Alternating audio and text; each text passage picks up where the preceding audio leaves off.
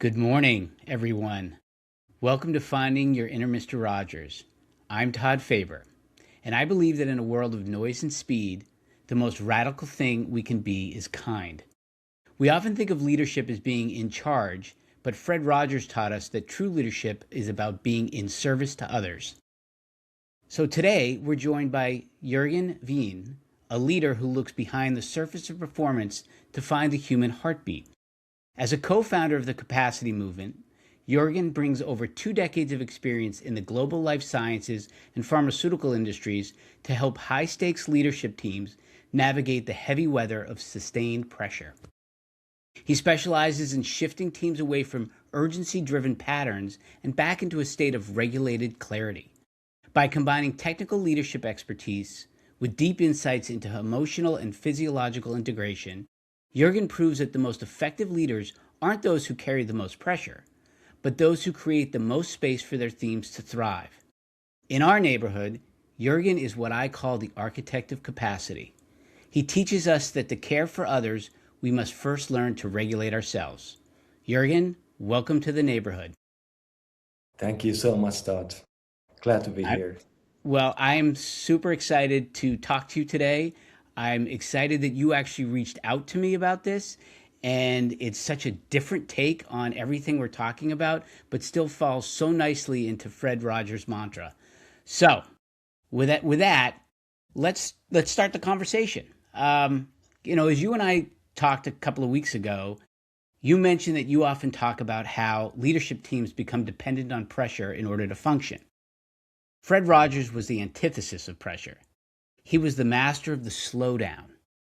How do you help high powered executives understand that their inner Mr. Rogers, that calm, regulated state, is actually their greatest strategic advantage? Wonderful. It's a wonderful question. And it's a very important question because very often we confuse pressure with performance. The reality is that when there's pressure, there's going to be temporarily focus. And that's why actually a lot of things are being done and happening. Now, the thing is that with sustained pressure, the game changes a little bit. So what's happening there, we're starting to narrow that focus. It's getting narrower and narrower. Our creativity decreases. We don't maintain that connection with others. We don't maintain that connection with ourselves, and we lose that with others as well. So what's happening is that if there's sustained pressure, we lose the edge. We lose that capacity ultimately. Unless we have processes or resources that we can sort of come back to the maintenance. That's an interesting take because again, especially here in the States, everybody's always thinking that pressure is the big motivator, but I think to your point, it isn't in terms of effectiveness at the end of the day, and that leaders probably do need to do a better job of doing that. Now, you Yeah. come from a world of life sciences, pharma, biotech, and as we know, the stakes there really literally can be life and death depending on the medication, depending on the treatment, and of course, given that fact, even when you include the amount of money that gets invested in those programs, and it really does create a natural environment for high stress. Fred Rogers, over 40 years, especially with children, taught them that they needed to regulate their emotions in order to think clearly. Mhm. How do you apply that methodology or that messaging of Fred's uh, to a boardroom full of leaders who are constantly operating in that constant activation, high stress state? Very good question again. Absolutely. And this is so true, of course, of that environment. The stakes are high. There's a lot of pressure. And if you just think about a boardroom of people that are activated, what does that mean? So there is initially there is that movement, right? Whenever there's ultimately, let's put it this way: if we just think back, It is true. If we don't get activated, nothing gets done. That's of course ultimately the thing. If I'm just calm here, nothing gets done. It's again whether that pressure stays there or it slows down. If we're able to slow down. So if we go to a boardroom where it's just activated boardroom, what happens there? We become reactive. The focus is short term. And ultimately what's happening, we're starting to protect ourselves. So again, when you think about when we're protecting ourselves, we are not able to connect anymore. We don't feel safe. Are we going to say what we really feel if there's that activated environment all the time? Probably not. We're starting to nod our heads. Yes, that's true. Ultimately might be feeling very different. So again, if you think about that from leadership perspective, how do we create that space that allows us to feel, allows us to, yes, move forward, take action, but also allows us to pause? So the idea here is that if we as leaders are not in a position where we are thinking things through and taking a breath and not being reactive, that no matter what external things are happening, we're not going to adapt well to it, right? And we're not going to be able to provide effective leadership to the people around us. And what do you think the impact of that is then on those other people in terms of, when a leader is reactive, how do the folks that he's speaking to typically respond to that? Do they obviously then not feel safe as well? Yeah, I guess that's what's happening typically. Yes. Yeah. Okay. If if if there is that, feeling of unsafety, ultimately to our nervous system, I'm going to close down. I'm not going to tell what I feel. And again, we might lose a lot of great ideas just by shutting people down, right? Because ultimately what's happening, creativity goes down. It reduces in environments where we don't feel safe. Yeah, that's a great point, and I think we don't spend enough time talking about the physiological reactions to stress, and to your point, the impact it has on the nervous system. Um, and then, of course, that takes us down to the sort of uh, uh, uh, the lower level in terms of the subconscious, right? And I know that in your conversations with leaders, you talk a lot about subconscious and emotional integration of a leader. Uh, Fred Rogers used to say that it's the inside is what matters most. So, given that fact and given your focus on the subconscious, how do you lead sort of these highly analytical, science minded individuals to value the invisible work of sort of that internal alignment that you referenced, as much as they value sort of that the data and the metrics and what they can see and touch and talk about, as opposed to what they're feeling? That's a great question, Todd. Really, really great question. And I guess the irony here is that physiology is actually very scientific, right? When you think about it, ultimately, what's happening in the body, it's physiology, and that's science. We know all that science. But the thing really here is that we are not taught to look inwards, right? Into that physiology. We are not taught to feel or notice. It's not always about necessarily feeling something. And I'm not talking about emotion. It's more noticing what's happening inside. So in order to teach that, it doesn't work that I tell them. Because this is, again, then we're working with the intellect. We're working with the brain. It is that experience. So what I do, I help them go inwards. Very simple things. Just noticing your breath, feeling your feet on the ground. Already these are sort of bringing in ourselves inside of us. And then we start to notice that physiology. Oh, what's actually happening there? You know, maybe there's tension, maybe there's openness, whatever it is. It's just noticing that. And that very often, that's like the aha moment for a lot of people. Oh, I never realized what's happening inside. And how that then might be driving the outside for me.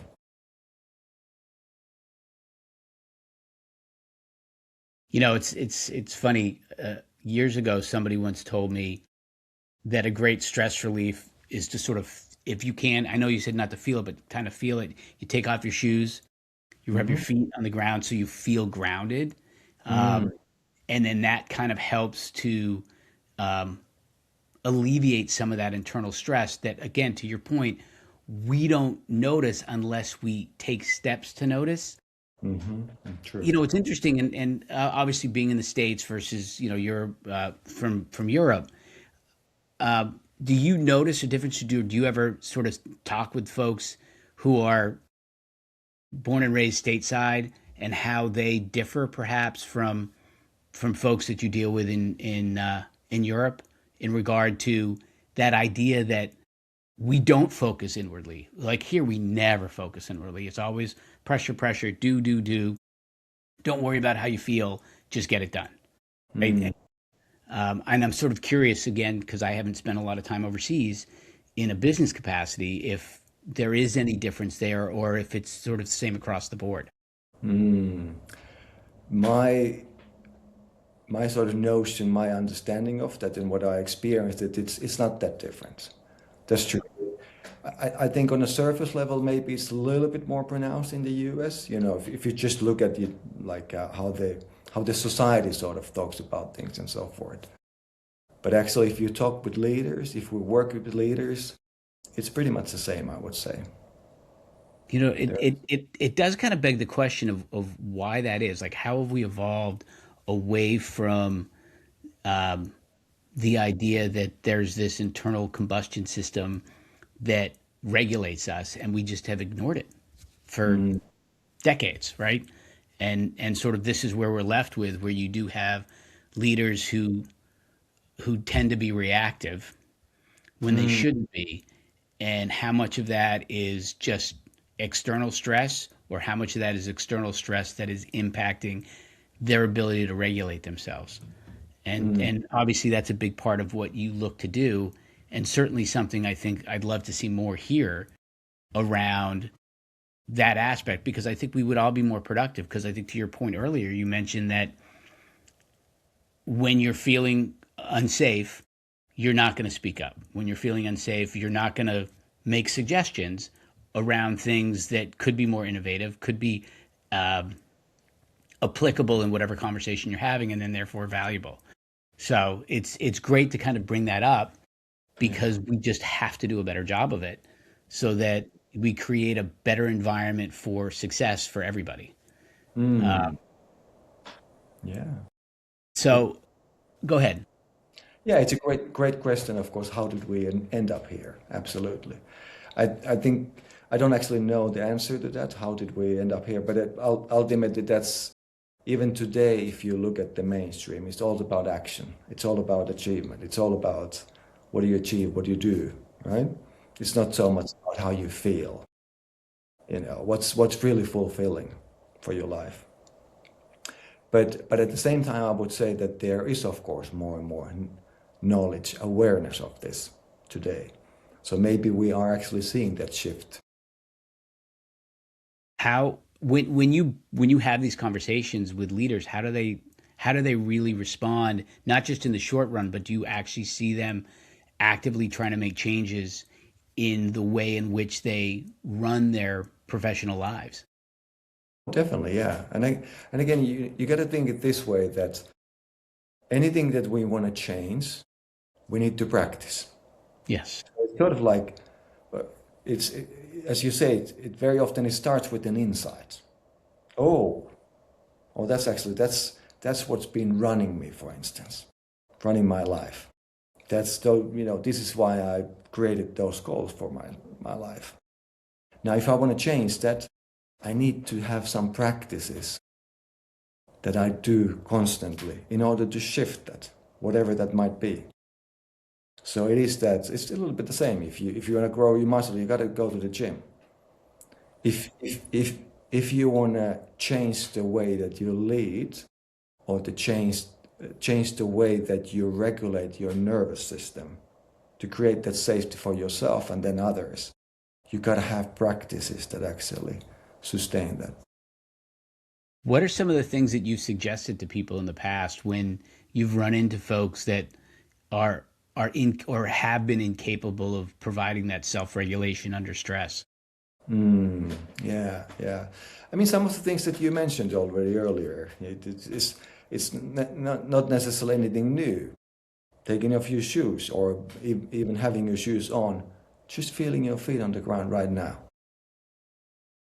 Just dropping your thoughts, your focus into your feet. Right away, if you're able to feel your feet, you drop into this moment. You're no longer in the past, you're no longer in the future. I'm here. And of course, what's here is here right now, available. The same with breath. Very powerful. Just starting to notice the breath. The inhale, the exhale. Truly noticing it. It's something that we don't really focus on. No, we don't. That typically takes us in the moment.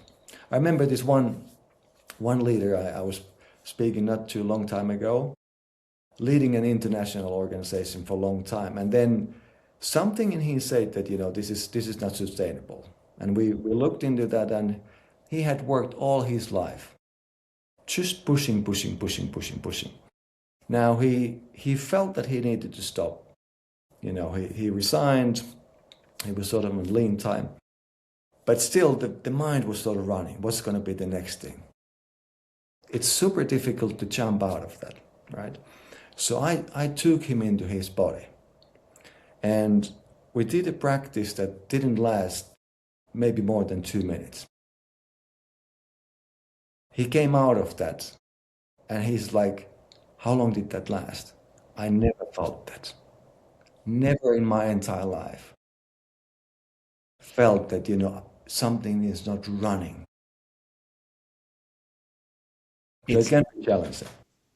It is hard. I mean, I'm constantly running. I woke up at 2 o'clock last night and started thinking about things and started taking notes for like an hour.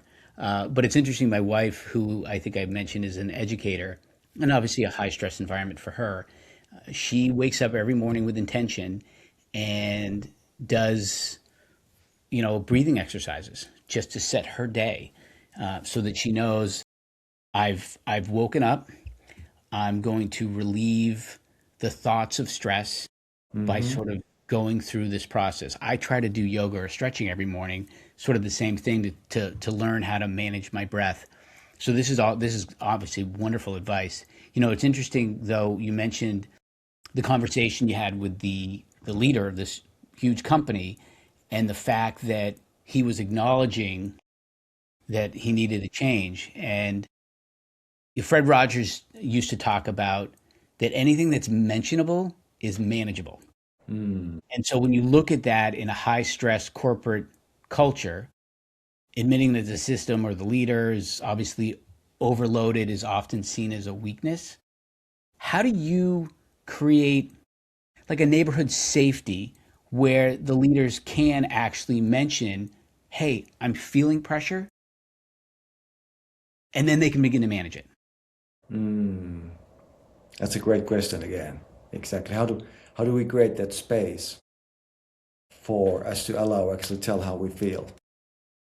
And I guess that needs to start from the top. And so it's sort of like, again, it's self-regulation. How do I know this? How do I become aware what's happening inside of me? Do I feel safe? Or do I feel that I need to protect myself? Because again, nervous system it's always either or. There's nothing else. Right? And once I start to be able to regulate myself, understand what creates safety in me and what creates non-safety for me. Then and ultimately staying connected, because this is the thing. If I start to be dysregulated, if I start to be activated, I'm losing that connection. And if I'm losing that connection, there's no way that I can create that space for anyone else. I'm just protecting myself. So how do I create that? Yes, it starts with self-awareness. Those practices, in a way, like increasing that window of capacity for myself to stay regulated. And again, it doesn't mean that we don't need to be perfect. I just need to be, I could say that I need to be regulated enough to be dysregulated. Yes. If it makes sense. No, that makes perfect sense. And I think it all starts with an acknowledgement, right? Yes. Recognizing that, okay, something is off, and it's needing something or somebody as a catalyst to help, which is obviously the things that you do with all of your clients. You know, and I've gone through this. I mean, we probably started doing this, at least I did, when I was like 9 or 10, and I would literally wait until the last possible moment to do a project. Used to drive my mom crazy. But even leaders, as adults, we do the same thing. We wait and wait and wait until that deadline is right on us. And it's like that jolt of, oh my God, we got the deadline. Or there's a crisis that comes up. Now I've got to do stuff. And that's a pressure situation. Mm. But you have found a way to teach that you can have sustainable performance with clarity without feeling that pressure. One sort of simple practice that a stress leader could really use, that you've really, really found the most effective when everything around them is moving at 100 miles an hour? Is it the breathing?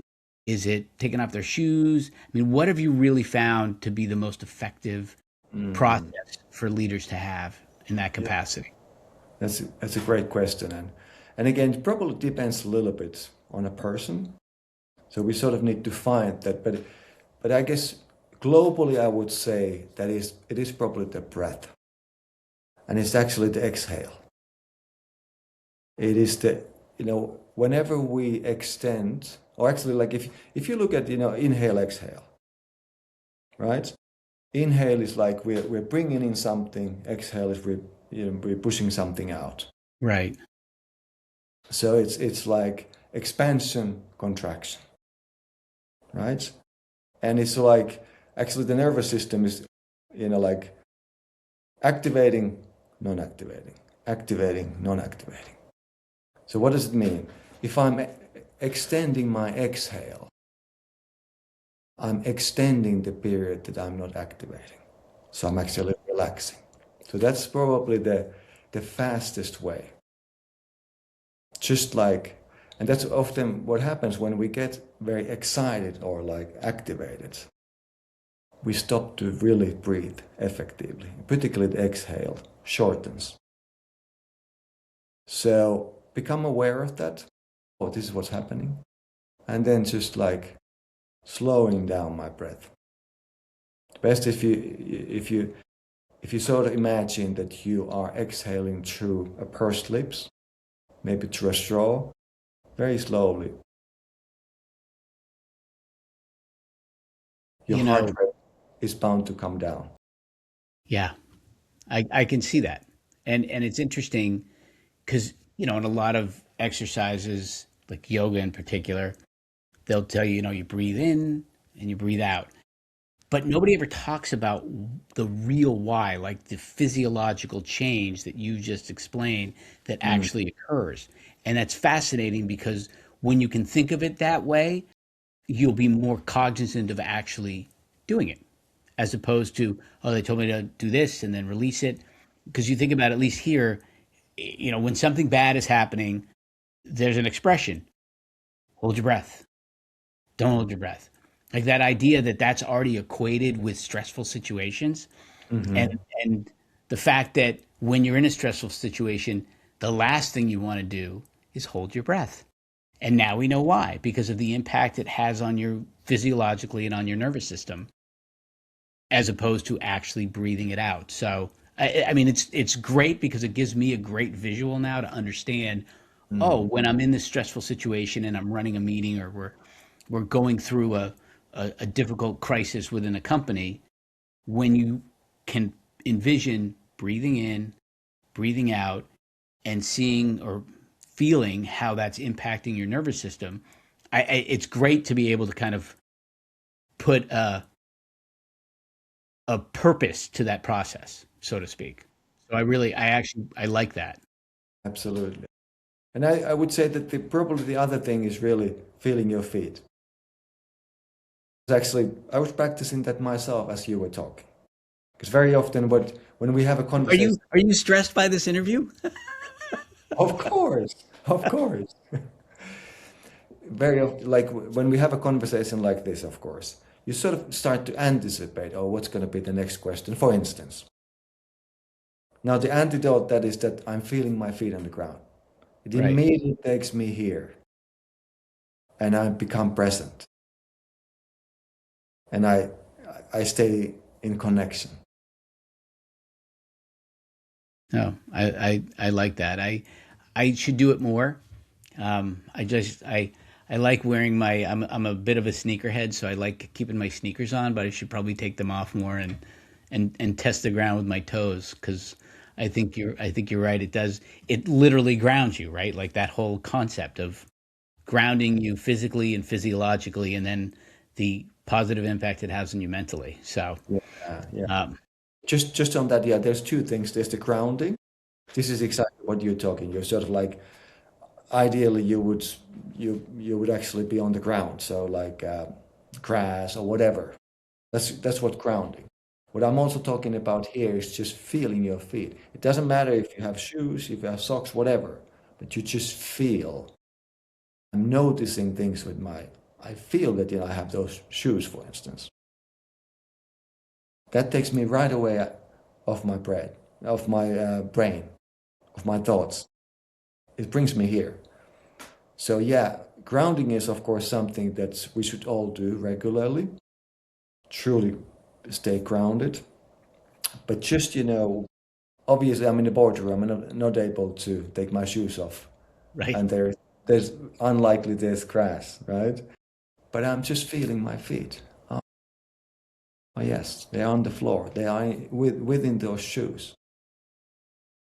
You know, it would be an interesting exercise though, Jurgen, to maybe when you're in a boardroom, in a meeting with people, and have everybody take their shoes off. Like if you see the stress level starting to rise, I might try this in a meeting. Well, hopefully I don't have any more stressful meetings, but I will. I might say to everybody, hey, you know what? Let's everybody take your shoes off. And then it really puts that mental piece of it. But yes, obviously grounding, there's grounding, like taking your shoes off, being in the grass. But then to your point, I think just the idea that if you're pushing everything down into your feet, Hmm. regardless of where you are, that certainly helps. And these are great visuals for people because, again, there's the auditory capacity that we have to learn and think and do things, but most of us are sort of that visual learner. And when you can identify something and picture it, you're Hmm. more apt to do it and learn from it. And it would be a more positive experience, I would think. Definitely, absolutely, yeah. Um, I was always wondering. And I've asked this question of a couple other folks. Fred Rogers used to say that one of the greatest gifts you can give anybody is a listening ear, right? We have two ears to listen and one mouth to speak. In your work and in your capacity in working with these leaders and companies, and you listen to sort of what the underlying noise is in an organization, what's the one thing based on your experience that you wish every sort of high pressure leader would stop and just listen to themselves, like within themselves today? That's a great question. Yeah, because sometimes Not always, but sometimes we are very good at listening to others. We can pay attention, right? We can be present for the other. But to your point, the most important thing is probably listen to yourself. So I would probably, this would be probably the idea for me, like what to focus on. What am I today, or maybe constantly, overriding? What am I not allowing to notice? What am I not allowing to feel? Whether that's exhaustion, whether that's tension, whether that's just my clarity is reducing, whatever it is, just noticing what is it that I might be overriding. What is it that I'm allowing to notice in myself? Hmm.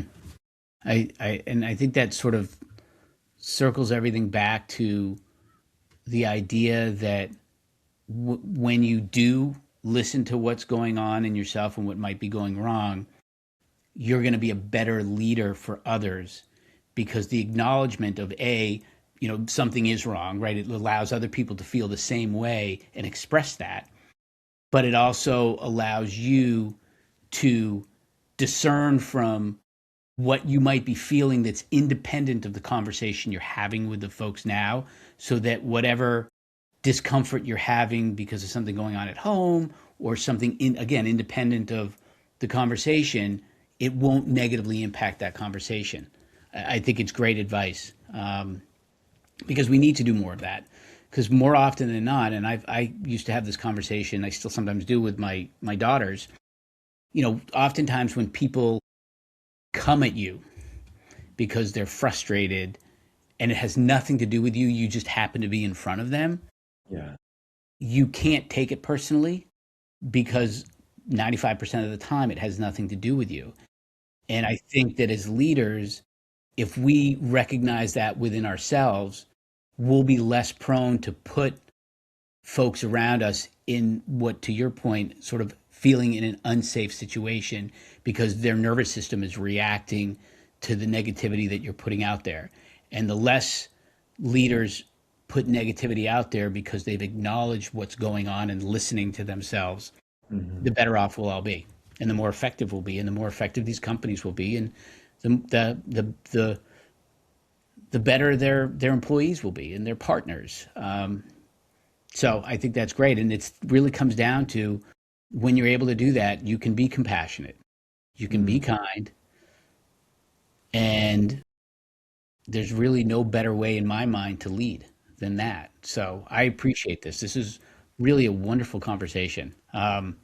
Anything else that sort of, as you've been thinking this through and we've been talking, that you would give as advice, just as a general, to folks around this idea that our nervous system really does impact us in terms of our behavior, especially when we don't know that there's something wrong? Yeah, no, absolutely. So good thoughts there. And it's kind of interesting when I think about kindness, I think about compassion, for instance, helping others. Those are typically something we call values, Yes. right? But when you think about it, we might have them as values, but we can only live them if we are regulated ourselves, right? Otherwise, they're just ideas. No, that's a perfect way to end this. Yeah. Yeah, I mean, that is perfect, because you're right. They're values that we have, and we can all, I mean, listen, I'm complicit. I mean, there are times where I am not acknowledging if I'm dysregulated for some reason, and I will take it out on the people around me just because they're there and because I haven't acknowledged it. Even though I like to think of myself as a relatively kind and compassionate person, and certainly empathetic, there are times where that doesn't come across. So obviously, I need to do a better job of learning to breathe and taking my shoes off more, or not taking my shoes off but feeling my feet, uh, in any situation. So I certainly appreciate the advice. I am so thankful that you took so much time to talk to me today. You really are a great new member of this neighborhood, from the other side of the pond, and I'm sure that folks that you work with greatly appreciate everything that you do for them. So thank you. Thank you so much, Todd. And just wanted to end up with here, because obviously I'm coming from a culture that Rogers was not available.